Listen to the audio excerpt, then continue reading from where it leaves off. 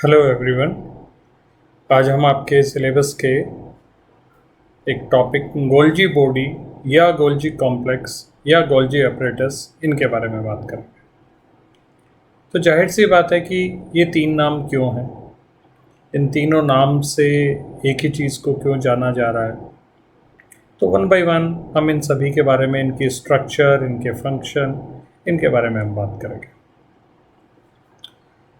Golgi apparatus जो होता है वो तकरीबन 8 सिस्टर्नी के एक के ऊपर एक स्टैकिंग की वजह से बनता है। ठीक है। और एनिमल सेल्स में देखा गया है कि इन सिस्टर्नीज के बीच में ट्यूब्यूल्स होती हैं जो इनको आपस में कनेक्ट करती हैं, और कुछ वेसिकल्स होंगी जो इनको बड आउट करती हैं।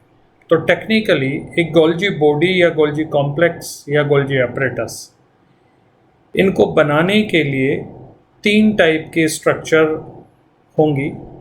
पहली सिस्टर्नी, जो कि कुछ नहीं होती, आप इसको ऐसे समझ सकते हैं जैसे फुटबॉल को हवा निकाल के अगर उसको पिचका दिया जाए तो जैसी वो स्ट्रक्चर होगी उसको हम सिस्टर्नी बोलते हैं। ठीक है। दूसरी होगी ट्यूब्यूल्स और तीसरी होगी वेसिकल्स। अब जैसा कि हमने देखा कि ये सारी स्ट्रक्चर्स आपस में कनेक्टेड होकर वेल ऑर्गेनाइज्ड होती है, एक बॉडी का फॉर्म ले लेती है, प्रॉपर शेप ले लेती है, इसलिए इसको गोल्जी बॉडी कहा जाता है एनिमल सेल्स में। ठीक है।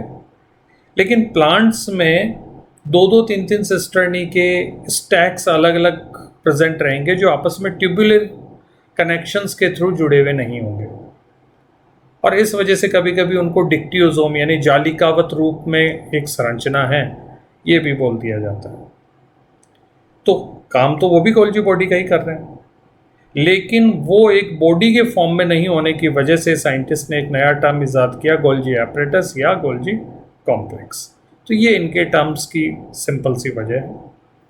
जो गोल्जी बॉडी होता है वो साइटोस्केलेटन यानी कोशिका में जो कंकाल बना हुआ होता है प्रोटीन्स का, जैसे एक्टिन, मायोसिन, इनका बना हुआ होता है मसल सेल में, वैसे ही कोशिकाओं में कई सारी टिपिकल स्ट्रक्चर्स होती है जो कोशिका को एक शेप में रखती है, जैसे माइक्रोट्यूब्यूल्स हैं, जैसे माइक्रोफिलामेंट्स हैं, ये सब होता है। तो गोल्जी बॉडी को भी जो, क्योंकि वो एक मेम्ब्रेनस स्ट्रक्चर है, फैला हुआ सा रहता है, उसको भी तो सपोर्ट चाहिए, और वो सपोर्ट कौन देता है? माइक्रोट्यूब्यूल्स। अगर हम गोल्जी बॉडी के स्ट्रक्चर देखें तो ये आपको यहाँ पे दिखाई दे रहा है। इस स्ट्रक्चर को हमने लिखा है डायनेमिक पोलर स्ट्रक्चर। डायनेमिक का मतलब ये स्ट्रक्चर बदल सकती है, बदलती रहती है, यूजुअली परफेक्ट नहीं है, कोई इसकी बाउंड्री, कंक्रीट बाउंड्री नहीं है। क्यों नहीं है? आप देख रहे हैं कि एक तरफ से एंडोप्लाज्मिक रेटिकुलम से जो वेसिकल्स आती है वो इसमें जुड़ती चली जाती हैं, तो वो वाला एंड कोई परफेक्ट एंड तो हो नहीं सकता। और दूसरे एंड की तरफ आप देख पा रहे हो कि वहाँ से वेसिकल्स वापस निकलती चली जा रही है, और वेसिकल्स कहाँ जाती है? प्लाज्मा मेम्ब्रेन में, वहाँ इंटीग्रेट हो जाएंगी, या एंडोजोम, लाइसोजोम, उधर वो चली जाएंगी। साइंटिस्ट ने ये देखा कि क्योंकि इसमें वेसिकल्स लगातार फ्यूज़ होती रहती है और बड आउट होती रहती है, इसलिए इसका स्ट्रक्चर परफेक्ट नहीं है, इसका स्ट्रक्चर बदलता रहता है, डायनेमिक है। दूसरा पॉइंट उन्होंने ये देखा कि एक स्ट्रक्चर में ग्रेडियंट मेंटेन होता है, मतलब लगातार बदलाव आते रहते हैं स्ट्रक्चर में। अगर हम वो वाला फेस या वो वाला सिरा देखें जिधर से एंडोप्लाज्मिक रेटिकुलम से वेसिकल फ्यूज होती है, तो वो होता है, उसको बोलते हैं हम सिस फेस या सिस गोल्जी बोल सकते हैं। इस सिस गोल्जी की तरफ एक वेसिकल्स जुड़ने की वजह से एक नेटवर्क बन जाता है, उसको हम बोलते हैं सीजीएन सिस गोल्जी नेटवर्क। उसके बाद में आता है सिस गोल्जी, फिर मीडियन गोल्जी, और फाइनली ट्रांस गोल्जी, जो कि यूजुअली कॉन्वेक्स होगा। और वहाँ से जो वेसिकल्स बड आउट होंगी ट्रांस गोल्जी नेटवर्क से होते हुए, वो कहाँ चली जाएंगी? लाइसोजोम, एंडोजोम या प्लाज्मा मेम्ब्रेन की तरफ जाएंगी और वहाँ जाके फ्यूज हो जाएंगी। तो सिस फेस जो होगा वो कॉन्केव शेप में होगा, ओके, अवतल होगा, और जो ट्रांस फेस होगा वो उत्तल होगा या कॉन्वेक्स होगा, ठीक है। और cis Golgi network, cis Golgi, median Golgi, trans Golgi and trans Golgi network और टीजीएन।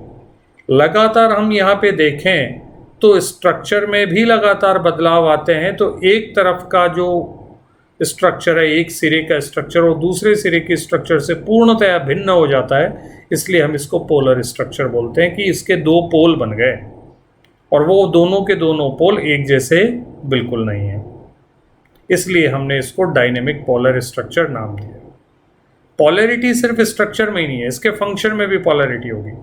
कुछ एंजाइम सिस गोल्जी में होंगे, कुछ मीडियन गोल्जी में होंगे और कुछ ट्रांस गोल्जी में होंगे। तो अलग अलग एंजाइम होने की वजह से अलग अलग काम होते हैं, इसकी वजह से फंक्शनल पोलैरिटी भी इनमें डेवलप हो जाती है। बेसिकली गोल्जी बॉडी के जो फंक्शन होते हैं उनमें मोस्ट इंपॉर्टेंट है प्रोटीन सॉर्टिंग, जो हमने इस स्लाइड में आखिरी में लिखा हुआ है।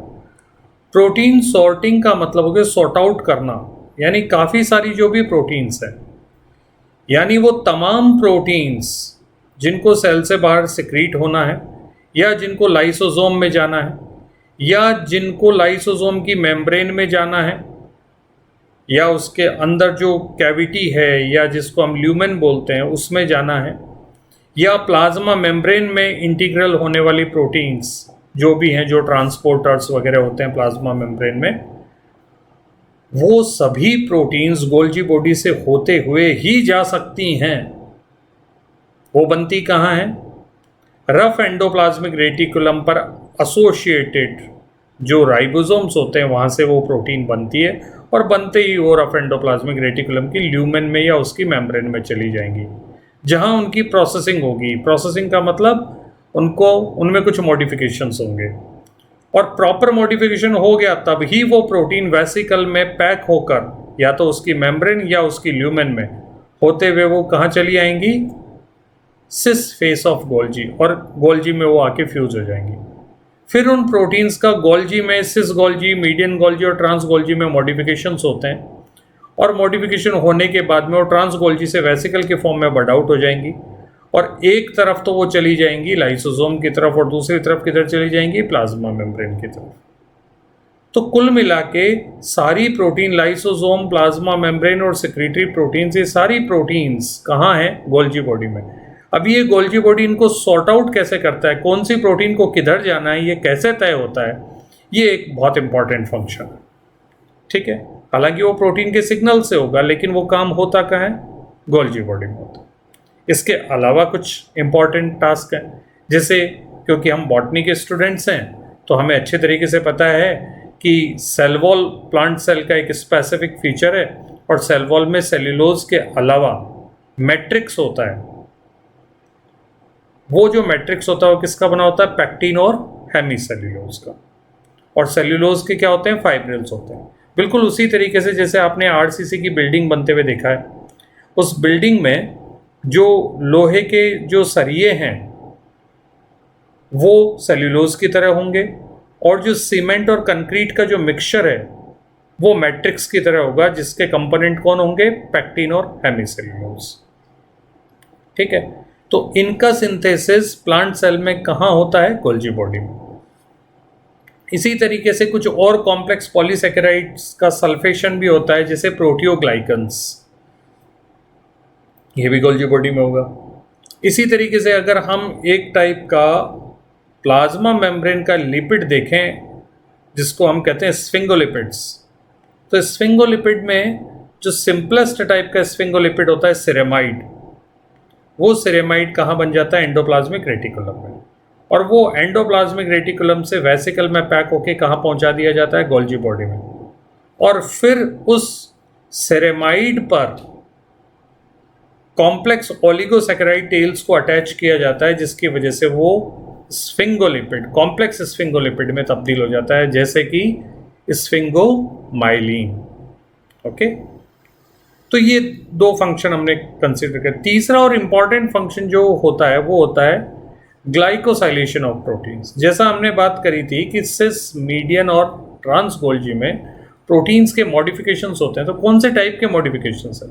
ये होते हैं ग्लाइकोसाइलेशन, मतलब ग्लाइकोसिल चेन को अटैच कर देना। ग्लाइकोसिल मतलब ग्लूकोज से रिलेटेड ये वर्ड दिख रहा है आपको, ग्लाइकोजन से रिलेटेड ये वर्ड दिख रहा है, मतलब कुछ शुगर की छोटी छोटी टेल्स ओलिगोसैकेराइड को अटैच कर देना। अब वो प्रोटीन पे कहाँ अटैच होंगी? या तो अमाइनो ग्रुप के नाइट्रोजन पे अटैच होंगी, या तो OH ग्रुप के ऑक्सीजन पे अटैच होंगी, या कीटो ग्रुप के ऑक्सीजन पे अटैच होंगी, जो भी है। तो या तो वो एन लिंक्ड ग्लाइकोसाइलेशन कहा जाएगा, या तो फिर वो ओ लिंक्ड ग्लाइकोसाइलेशन कहा जाएगा। तो अब इनमें से जो इंपॉर्टेंट पार्ट्स हैं, जैसे N linked glycosylation basically endoplasmic reticulum में होता है, लेकिन इसका मतलब ये नहीं गोल्जी बॉडी में नहीं होता, गोल्जी बॉडी में भी होगा, उसमें फर्दर मॉडिफिकेशंस होंगे। वो कैसे कैसे मॉडिफिकेशंस होंगे वो जरा हम देख लेते हैं।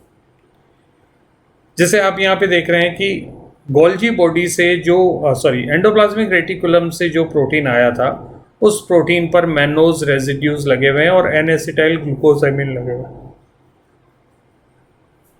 इनमें फर्दर कभी फ्यूकोज, कभी सियालिक एसिड, कभी एन एसिटाइल गैलेक्टोजामिन, गैलेक्टोज, ये सब अलग अलग क्वांटिटी में ऐड कर दिए जाते हैं।